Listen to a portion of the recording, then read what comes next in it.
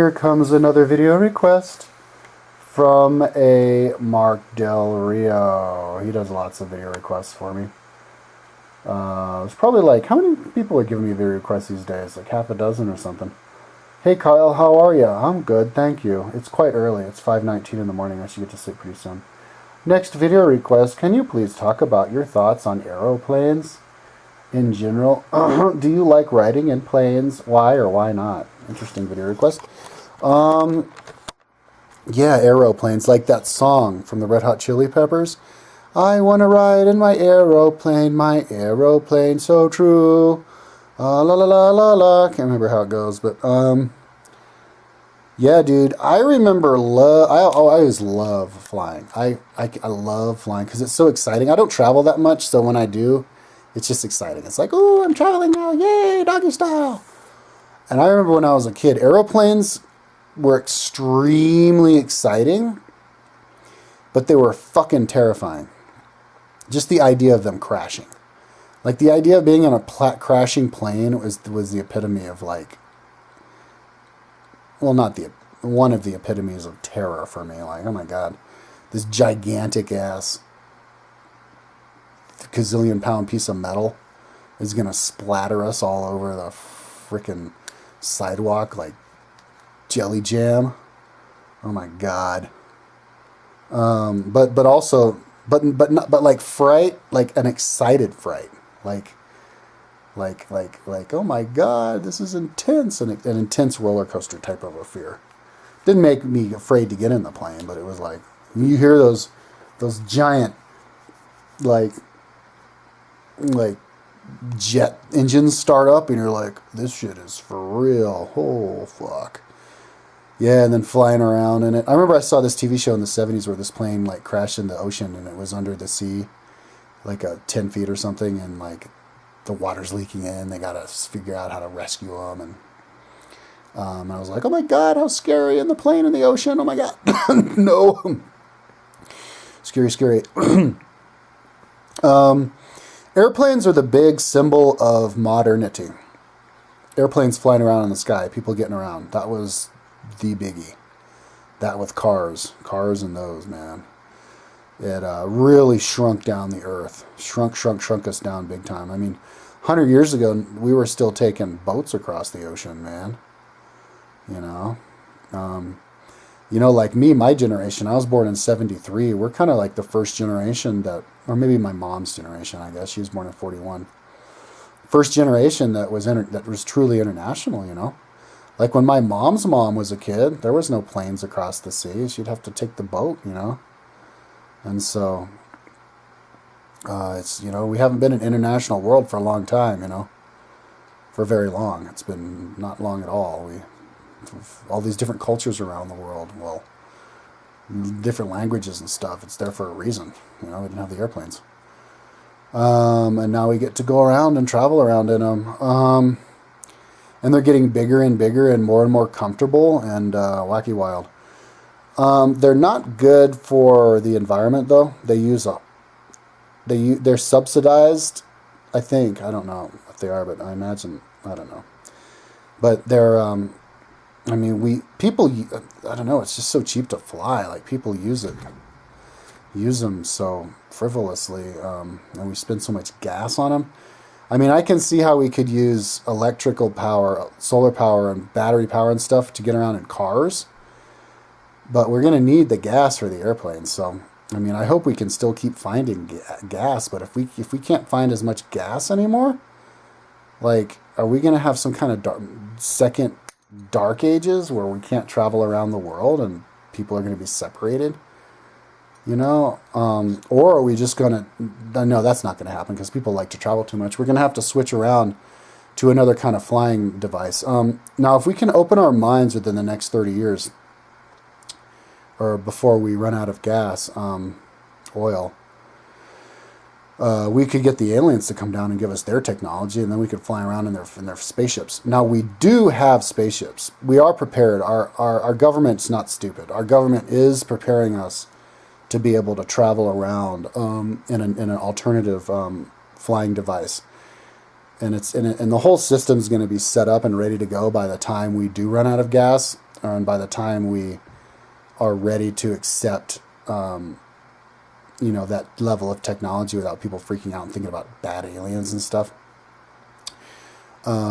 750, no, it's 850 billion with a B, $billion goes missing. Vanishes. Where'd it go? From the Pentagon's budget every single year. And I think that's going to something. I think it's going to developing a new kind of airplane that's going to replace the airplane we have now. A special anti-gravity airplanes that are really big, that can get people around the world. The anti-gravity that we can make and reproduce is the centrifugal anti-gravity, but that only gets stuff off the Earth, but it doesn't actually propel stuff. But we could get other technology from the aliens to help us propel, or we could go back to propellers. We could have flying saucers, anti-gravity flying saucers that are moving along by battery-powered propellers. And so we'll be able to fly in even bigger planes we have now. So we'd be able to fly cheaper. There's one way to get around it.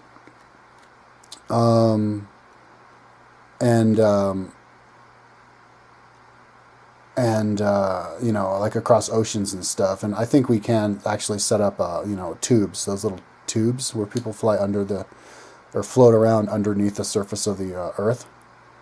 Will get us around intercontinentally. But across oceans and stuff, we'll always need something that's going to fly. People aren't going to have the patience, or it's going to be too expensive to take boats. So, but I mean, a change between, say, and we do go backwards with airplane development, like we had the Concorde, which was a supersonic plane in business for 20 some odd years, and it went out of business a couple of years ago. So we don't have any supersonic jets anymore. So we went backward in time with that. So it could happen again, or we lose planes altogether and have to, and we could go to blimps if we don't get the anti-gravity technology to the public yet, because the people aren't ready for it. It's the only reason that we wouldn't get it. Is we could go back to blimps with propellers and still get across the ocean. And if it takes you like a week, people can deal with that. People who go around the world for vacations, you totally go across the ocean in a week, dude. We could totally deal with that. But as far as and you could even do it almost as fast as a normal plane, like a day or two, if you were or a couple days, if you're gonna do it from a propeller powered anti-gravity machine. But we weren't even going to need the propeller power. We could get the straight up flying saucer that could fly you from hither to thither at Mach 15, with some other kind of technology, which I can't even physically explain. That can neutralize G-forces. I don't know how that works. You create some kind of vortex in there. But space dilation. So, we could even have the technology where you go into a spaceship that's as big as a house, and then when you go inside of it, and all of a sudden it's as big as a fucking giant building. So we can have that too. All we have to do is accept it. But it really depends on what the closed-minded people are able to open their minds up to. How much weed people can bring themselves to smoke, basically. So anyways, what was the question here? In general, do I like riding in planes? I like planes. I like riding in planes. I like watching the land below me, and flying over it. I like going through clouds. It makes you feel like you're going really slowly. I guess the clouds are a lot bigger than they look. They look like little clouds, and you're just floating through it, but you're really going really fast. That's really cool to watch the clouds really close to you go really fast by you, because you know how fast you're going. It gives you a point of reference. I like landing and taking off and looking at the landscape and all the little patchwork of the farmers and the streets and the cars and everything. Especially going to another town and another country and just seeing how it's different from here, and the excitement of landing in England and seeing all the cars on the left side. Oh my God, I'm actually in England. Oh wow, the world's so small. Oh, this is so cool. 100 years, 200 years ago, you'd have to take the boat and it was a totally different world. Oh my God, wow, tripping out of how big the world is, how the world is curved as you're flying. History of airplanes. Leonardo da Vinci tried to make a plane, but it was a corkscrew plane. Obviously, that didn't work. A lot of people tried to make lots of different kinds of planes. Finally, Orville and Wilbur Wright in 1903 made a plane that you would actually sit on your belly like Superman, and it had like 5 different wings. And but other than that, it was kind of like a normal plane, and they flew it, and they made it like 100 feet or something. I don't know who was the first person to invent an actual plane like the ones we have now, with the biplanes and the flight around and sell it and mass produce it. For some reason, that all went up in smoke. I think the Wright brothers made some planes, didn't they, professionally, and sold them, but I don't know. And then we had the biplanes for World War I, and then World War II we had the very first battle in World War II, we had biplanes. The ones that dropped the torpedo that sunk the German battleship, oh my God, I can't remember it. Anyways, that was from biplanes. And then the very last air battles in World War II were jet planes. So World War II had biplanes from World War I and jet planes. It's pretty interesting. And then, so then right at the end of World War II was jet planes. So then Korea War, it was the jet planes with the F-4s. No, the precursor to the F-4s. They had these big round fronts. They looked like World War II planes without the prop. Instead, it was just this big jet intake. And then Vietnam War, it was the F-4s. And then in the 80s, we had the F-14s. And now the F-14s are retired. I can't believe it, man. Like, am I getting old or what? Now it's the F-18s and then the Raptors and all these, like, it's like, whoa, hang on. Do we really need to make planes so badass? Actually, if we're going to make one thing badass, it should be air power. Because that's the way that we could, like, topple bad regimes or whatever you have to do, surgically without killing American citizens, even though it costs an arm and a leg. It's that research and development that that's the one kind of research and development that could end up being good for everybody else, because we all use planes and we all would be interested in knowing how to figure out how to make really nice planes. The question is, how are we going to get that alien technology in a way that we're ready for it? Because you only really deserve technology that you make yourself. And so that's probably one reason why we're developing all this stuff ourselves with the $850 billion a year. It's too much. That clandestinianness is stupid, and I wouldn't have any part of that. But the secrecy. But if our own people develop it with our own brains and stuff, we'd have a better chance of understanding it and utilizing it in the right way, and not abusing it. By like having wars and stuff. So. Once we get a grip of that, being responsible human beings, then we be able to develop nice airplanes for commercial purposes and not killing people. We're getting into a cruxy time, like when we really should try to make a decision on what we're going to spend our money on. We're spending way too much on defense, but that's another video. Future of airplanes, anti-gravity. There's this tiny little airplane, and I saw it in Australia that they sell. They're basically go-kart engines on kites that you sit in a little fiberglass cage. So it's like a go-kart that flies. And I think I was there in '99, and they were selling them for 13,000 Australian to farmers, and they could take 2 people. And those things are awesome, dude. Like, if I had like a lot of land and enough extra money, I might like want to build myself a little airport and buy one of those little planes and fly it around and take my friends on rides in it and stuff. Because that's the kind of plane that the engine could go down and you go out and you could still survive. Because they're like go-karts, they're light. So you could land it without a functioning engine, you're not going to crash and die, because too many people do that in private planes. Those things are cool, and in the future that would be cool to see people traveling around in real life in those.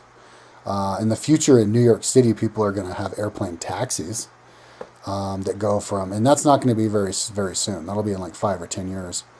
where you have these little supercharged airplanes that shoot off of these ramps on the tops of these skyscrapers, kind of like aircraft carriers, and then take you across the city and land you on the next building. It'll start out for the elite business people, but then and who get from their house in the Hamptons to New York and City. And I think they already do it in helicopters, but it'll become more and more mainstream with these go-kart type of airplanes and stuff.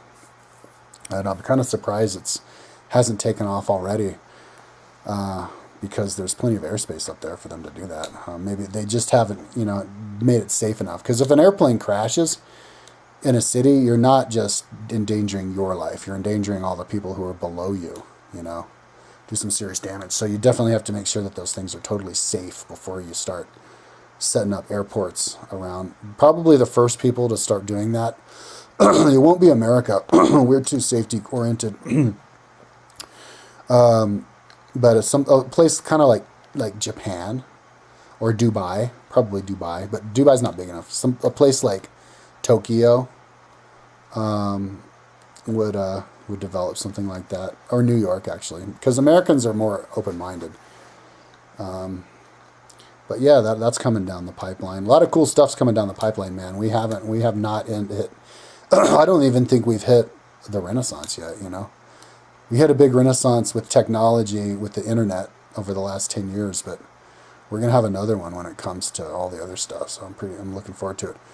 So anyways, that's my video about aeroplanes.